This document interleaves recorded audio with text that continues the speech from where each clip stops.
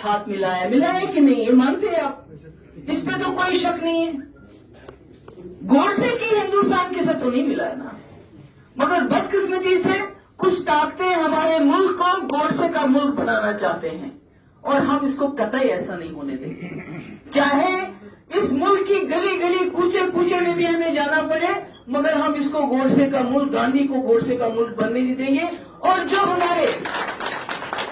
हमारे आईन ने हमको दिया है, हम आईनी तरीके से वापस लेंगे। हम कोई गुंडागर्दी, कोई पत्थर, कोई बंदूक, कोई गोली के बलबूते की बात नहीं कर रहे हैं, हम अमन की बात कर रहे हैं। और मैं इसमें उम्मीद करती हूं कि जो हमारी जो जम्मू के हमारे लोग हैं, जो मैंने गुजारिश की है, please don't let Kashmir go away, please don't do that. ये आपको लगता होगा कि कहां जाएगा, चला जाएगा। जब दिल ही टूट जाएंगे लोगों के, जब जिस्म का कोई हिस्सा आप उसको अटेंड करना छोड़ देते हो, उसको गांठ डाल देते हो, बांध देते हो, तो वो गिर के टूट जाता है। और जम्मू में, कश्मीर में ऐसा ही हो रहा है। मैं देख रही हूं, मैं महसूस कर रही हूं, दिन ब दिन लोगों के अंदर जो एक गुस्सा, एक नफरत, एक डिप्रेशन आ रहा है। और उसमें सबसे बड़ा रोल अगर किसी का होगा, बात कुछ हुई नहीं। I was expecting some fireworks, you know, क्योंकि जम्मू में आदत है हमें कुछ ना कुछ चलता रहता है, क्योंकि जो पीडीपी का जो अंदाजे बयान है वो कुछ लोगों को, बहुत से लोग पसंद नहीं करते हैं। और इसलिए आई वॉज एक्सपेक्टिंग कि कुछ ना कुछ बात होगी, यहाँ पर कोई सवाल होंगे, कोई जवाब होंगे, एक इंटरेक्शन होगा। क्योंकि जब दिल से बात निकलती है तो उसकी गांठ खुल जाती है और गिले शिकवे दूर हो जाते हैं। कुछ जैसे फिरदौस ने बिल्कुल सही कहा कि हो सकता है, इवन अनिल ने बताया कि कोई हो सकता है हम कहीं गलत हो और आप उसको पॉइंट आउट करें और हमको दुरुस्त कर सकते हैं। आज जैसा आप जानते हैं कि जम्मू कश्मीर बहुत ही, पहले तो पूरा ही मुल्क बहुत मुश्किल दौर से गुजर रहा है और जम्मू कश्मीर कुछ ज्यादा ही है। मुझे याद है मेरे फादर मुफ्ती साहब जम्मू में बहुत टाइम गुजारते थे और मुझे बड़ा अजीब लगता था कि ये जम्मू में इतना क्यों बैठते हैं। हालांकि मेरा कॉलेज यही गुजरा है, मैंने 11वीं से यही किया है सारी पढ़ाई, और उसमें मैंने काफी अरसा सेठी साहब के घर में गुजारा है। ये बात आपको अनिल ने नहीं बताई, जब मेरे माँ बाप जम्मू आए और मुझे वहां वापस जाना पड़ा घर, तो राम अंकल ने बोला कि उनको बोलो मेरे 2 बेटे ले लो, आपको यहाँ रहने दे। ये नहीं बताई, ये उन्होंने नहीं बताई। तो बहुत अच्छा नहीं, तो मुझे बताइए कि क्या वजह है जो कश्मीर के लोग, जब उनको फैसला करने का टाइम आया, क्या उनको मालूम नहीं थे हम मुस्लिम मेजॉरिटी स्टेट है, हमको पाकिस्तान के साथ जाना है? मगर उसके बावजूद उन्होंने चुना इस मुल्क को, इसकी जमहूरियत को, इसके सेक्युलरिज्म को, कि हमें इस मुल्क के साथ जाना है, हमें मजहब के बिना पे पाकिस्तान नहीं जाना है। उस वक्त तो कश्मीरियों के सर पे किसी ने बंदूक रख के फैसला करने के लिए तो नहीं कहा था, बड़ा सोच समझ के फैसला किया, ये सोच के कि इस बड़े हिंदुस्तान में, इस विशाल मुल्क के अंदर हम एक मुस्लिम मेजॉरिटी स्टेट होंगे और हम दुलारे होंगे। क्योंकि अगर 3 बेटे हो, 1 बेटा हो तो वो दुलारा होता है, और अगर 3 बेटे हो तो 1 बेटी होती है, तो उसको ज्यादा प्यार किया जाता है। इस तरह पूरे मुल्क के अंदर जहां सारी हिंदू मेजॉरिटी स्टेट्स थी, एक हम मुस्लिम मेजॉरिटी स्टेट थे। ये सोच के हम आगे चले कि यहाँ पर हमारा जो आइडेंटिटी है, चाहे वो हमारा डोगरा है, चाहे हमारा कश्मीरी है, चाहे हमारा बुद्धिस्ट है, वो हमारी आइडेंटिटी बिल्कुल बरकरार रहेगी, जिसका हमें वादा भी किया गया, जिसका हमें कॉन्स्टिट्यूशन ने हक भी दिया। आने से पहले आपको मालूम है आज हैदरपुरा में एक एनकाउंटर हो गया, हैदरपुरा श्रीनगर में। मिलिटेंट तो मालूम नहीं मरा कि नहीं मरा, 1 मरा, आधा मरा, पर 3 सिविलियन मारे गए। एक बानेहाल का लड़का आमिर, छोटा सा बच्चा, 5,000 रुपए वो वहां कोई काम करता था। दूसरा घर का मालिक जिसकी बेटी बड़ी, मेरे ख्याल में कोई 10-12 साल की, उसका वीडियो वायरल हो रहा है। तीसरा एक डॉक्टर मुदस्सिर, जो यहाँ काफी जवान मुझे बच्चे नजर आ रहे हैं, उन्हीं की एज का था। और उसके बाद बताया गया ये जी OGW है, कि जब आपके क्रॉस फायर में कोई, आप किसी को शील्ड बना के लेते हो तो फिर कहते हो ये OGW था। तो मेरे कहने का मकसद है, ये कश्मीरी रातों रात नहीं बदला, कश्मीरी को रातों रात इनसिक्योरिटी नहीं हुई, बल्कि आज 3 सिविलियन मारे गए और उनकी लाशें नहीं दे रहे उनको। इससे ज्यादा क्या जुल्म हो सकता है? इसके बाद क्या है? जो लोग ये कहते हैं हम जी वहां फौज के या मिलिट्री के बलबूते पे सब ठीक कर दिया, हमने 370 हटाया, कुछ भी ठीक नहीं किया, बल्कि जख्म और गहरा हो गया है। Let me tell you, let me share with you, Kashmir is drifting away from अस।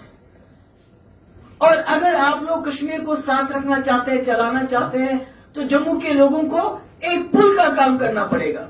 जैसा मुफ्ती साहब बार बार कहते थे कि कश्मीर को हिंदुस्तान और पाकिस्तान के बीच में अमन का पुल बनना पड़ेगा, ये जंग का अखाड़ा बन गया है। इसी तरह जम्मू के लोगों को, खासकर आप जो फैटर्निटी आपकी है, बिकॉज इस वक्त सारे जितने भी हमारी इंस्टीट्यूशंस हैं वो डिफंक्ट हो गए हैं, जिसकी वजह से जुडिशियल एक्टिविज्म बहुत ज्यादा जरूरी हो गया है।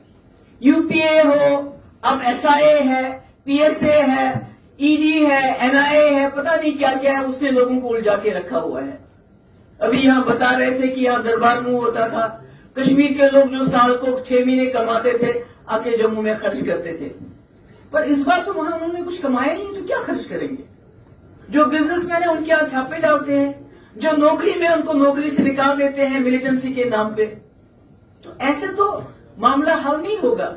आप छोड़ दीजिए उन जमातों को जो इस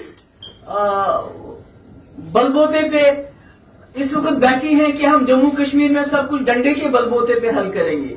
let me be very honest with you, जब मैं प्राइम मिनिस्टर की मीटिंग में भी गई, मैंने उनको बताया, मैंने कहा मेरे फादर कहते थे मुझसे, महबूबा ये जो बीजेपी वाले हैं ये बड़े नेशनलिस्ट है, क्योंकि उनको एक्सपीरियंस था वाजपेयी जी के साथ काम करने का। ये देश के लिए, देश को बचाने के लिए कोई भी कुर्बानी देंगे। ये जम्मू कश्मीर में हट के फैसले करेंगे, जिससे जैसे वाजपेयी जी ने किया था, ताकि जम्मू कश्मीर जो ताज है ये ताज बन के रहे, और इस मुल्क का जो कहते हैं कि जो it's eating at the vitals of the country, वो छोड़ दे, वो बंद हो जाए। मैंने कहा प्राइम मिनिस्टर से, मैंने कहा होम मिनिस्टर से, मैंने कहा मगर आपने तो जम्मू कश्मीर को ही कुर्बान कर दिया अपने वोटों की खातिर, आपने तो कुछ भी नहीं रखा, आपने तो वहां के लोगों का जीना हराम कर दिया। अभी कोई सांस लेता है तो उसको जेल में डाल देते हो, कोई बात करता है तो उसके ऊपर यूएपी, क्या ऐसे मसला हल होगा?